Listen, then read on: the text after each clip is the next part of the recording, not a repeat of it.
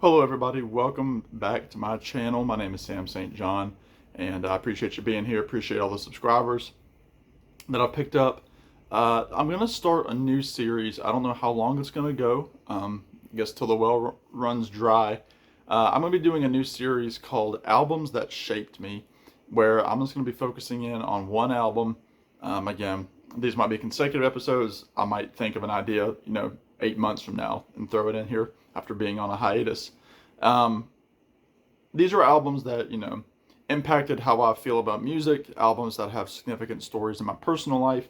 It's not a new concept. People have done this for, ages on YouTube, but I thought I would be remiss to not throw my hat into the ring with this. And I've been thinking about it now for a few days and wanted to get started. So for me, why not start with probably the single most important album that was ever introduced to me, probably ever, in terms of breaking me into realizing catalogs of more and more artists, not just focusing in on a greatest hits, etc. Though I will, I'm sure, spotlight some greatest hits records as well. The album I'm talking about is this one right here.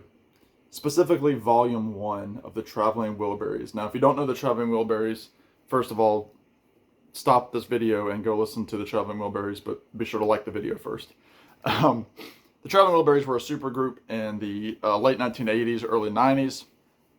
There are the boys right there. And if you can't see who that is, we have Bob Dylan right here, Jeff Lynne of ELO, Tom Petty, Roy Orbison, and some guy from the Beatles named George.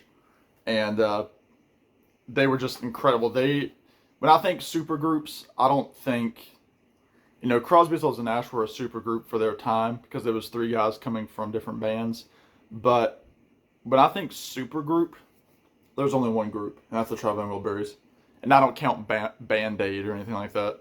So the Traveling Wilburys, Volume 1, again, was probably my first real foray into a deeper catalog of music that wasn't just, greatest hits, etc. Again, wonderful record. I just did a series of my 100 favorite albums of all time, and of course this album made the cut. Again, it was, one of the 100 greatest albums of all time according to Rolling Stone magazine. It, had the radio hits were End of the Line and Handle with Care, which of course were just wonderful songs. Handle with Care was going to be a George Harrison B-side, but then Jeff Lynne and George kind of agreed to this song's a little bit better than just a B-side. So they decided to make this project right here. Now, again, if you don't know the album, just classic 80s rock and roll produced by Jeff Lynne. It's got everything from folk to kind of some breezy kind of songs to pure rock and roll, rockabilly, some great ballads. You're Not Alone Anymore. Not Alone Anymore by Roy Orbison is one of his best vocals of his whole career. Tweeter and the Monkey Man is one of the great Bob Dylan story songs.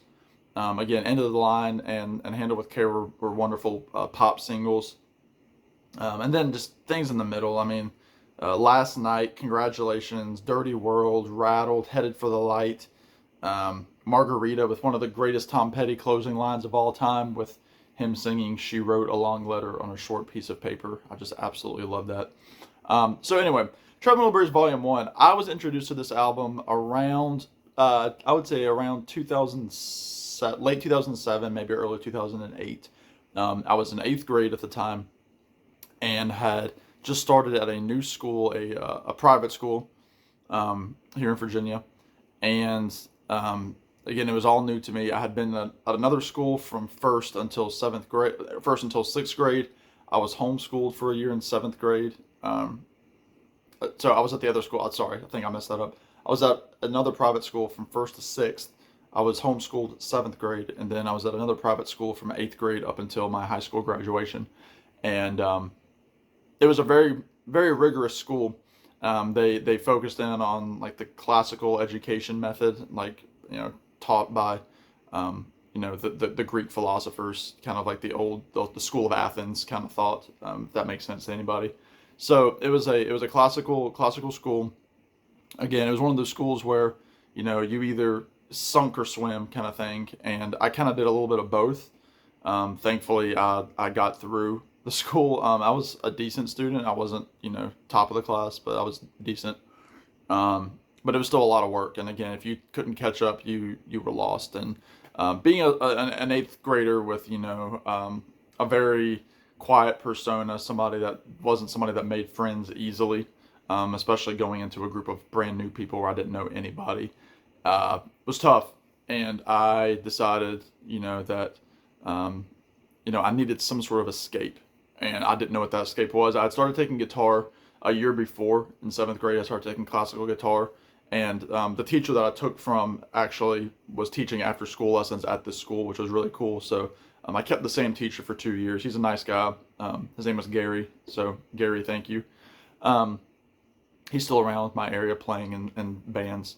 But anyway, so music was starting to become a part of my life in that regard. I've been playing guitar for a year and a half or so. And, I was listening to stuff like, the Beach Boys' greatest hits.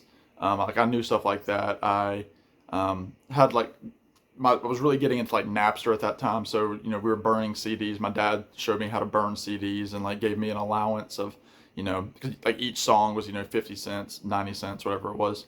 So like he said, make a CD, pick 10 songs and burn it, and then you got your mix. So I was making mixes like that. My dad was making mixes. And it was just, a time where I was kind of getting into discovering music. I was listening at that point heavily to classic rock radio, so I wasn't getting deep knowledge, but, I was hearing stuff, like Blowing in the, like Dust in the Wind, Dream On, Stairway, Won't Get Fooled Again, the classic rock stations, playlists that are still being played today. And part of the reason why I am sick of a lot of those songs, because I listened to them so much from like 8th through 10th or 11th grade, and then I really, woke up kind of. And so anyway, I was in this really, tight school. It was a taught ship there, and I remember coming home one day, or I was in the car. I can't fully remember, and my mom had this very set, not this copy, but the same compilation, which houses both volumes and a DVD. And I looked at it. I had no idea what it was. I mean, if you look at that, you don't know that Bob Dylan and George Harrison are on this album. And frankly, at that point, I didn't really know who Jeff Lynne was, and I hadn't gotten into Bob Dylan. I knew Tom Petty's greatest hits, kind of.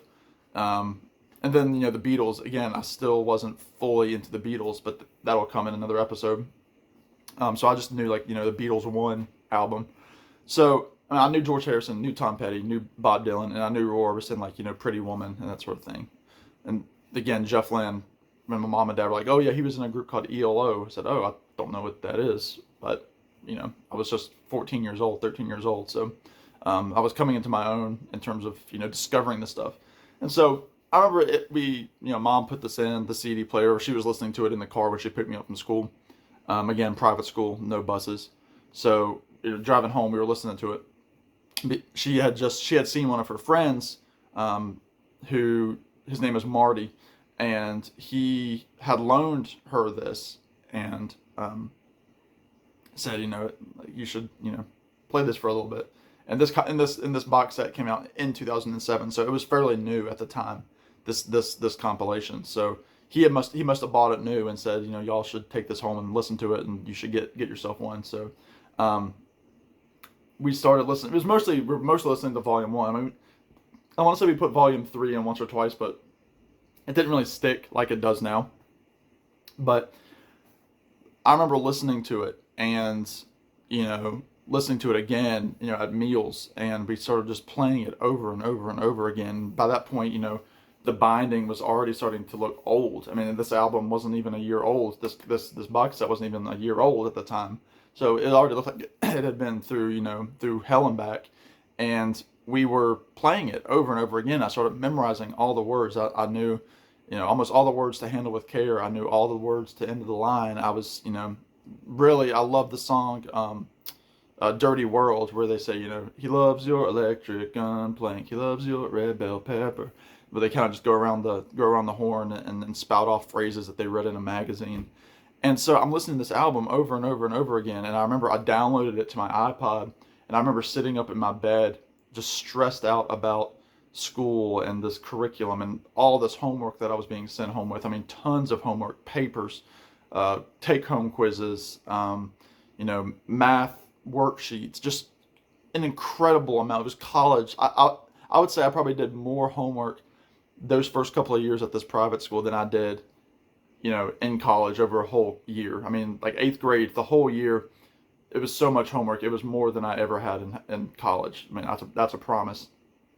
And I was just stressed. I remember there were some nights that I would just go to bed just stressing out that I forget something. And some nights I did forget something, and I woke up, like I would sit straight up in the bed, and I was sleeping up in a loft bed, and I would climb down and like open the door to the living room, like 11, 12 o'clock at night, and be like, I forgot to do a worksheet. And I was like just miserable going through that homework. It was terrible. But I remember specifically, this album, and I had a little CD player up by my loft, and I remember putting this album in and playing it very low at night, when I was going to sleep. And I remember having it downloaded to my MP3 player, just listening to it over and over and over again. And I say that this album, this volume 1 of the Traveling Wilburys, got me through 8th grade, no doubt. And as a result, I started getting into these guys. And again, I'll get into that in future episodes. I don't want to, throw everything out here at once. But, my dad, back to Napster, my dad burnt me a CD where he gave me some cuts, from Tom Petty, from Jeff Lynne and ELO, from Bob Dylan. I think it was a Petty, Jeff Lynne, and Bob Dylan comp. So like my dad did 3 or 4 songs for each artist and put it on a burnt CD, a Napster CD, which I have somewhere in one of these storage boxes. I don't have it displayed, but I've got all my burnt CDs elsewhere. But yeah, so Traveling Wilburys Volume 1, it is the most influential album of my life. It got me through a very difficult year of school. I would continue to listen to this album on repeat probably through the next three years or so, especially like that early part of high school. I was really listening to this. I remember walking down the hall, leaving school, playing these songs, again going home, putting it into our CD player in the kitchen at our house and listening to it at supper time. And yeah, I mean, again, it's in my top 10 favorite albums of all time. Again, most influential album by far in my life. So yeah, that's Traveling Wilburys Volume 1, an album that shaped my life. So there you go, folks. There's the inaugural episode. We'll see if this works. If I don't get any traction on this, I don't know if I'll feel up to continuing the series after a few episodes, depending on the response I get. But I'd love to hear your thoughts on it. What do you think of this album? What do you think of the stories? Again, this is kind of a way for y'all to know me a little bit better and to kind of hear some of the background as to why I like the music that I like. So thank you all so much. In the meantime, y'all be good, subscribe, all that good stuff, comment, like, and I will talk to y'all real soon.